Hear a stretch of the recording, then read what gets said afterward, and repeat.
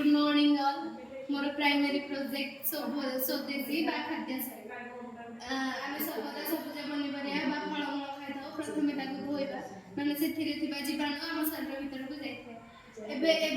पिलाने junk food बा fast food खाया बहुत इच्छा द्वारा अनेक रोग तेणु जंक फूड ठारू दूरे सदा बेले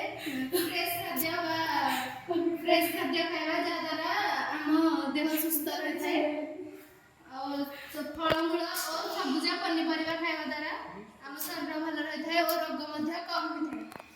और सुगर और सल्ट कम है कारण सुगर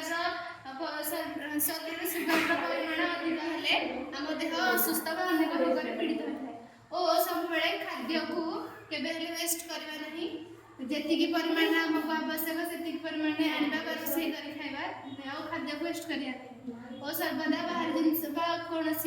जिनस किनला बेले तार एक्सपायरी डेट को चेक करना जदि आम एप्रति सचेतन देवा आम स्वास्थ्य भल रहा और आम सदाबे सतेज समस्त कार्य मन पाई थैंक यू।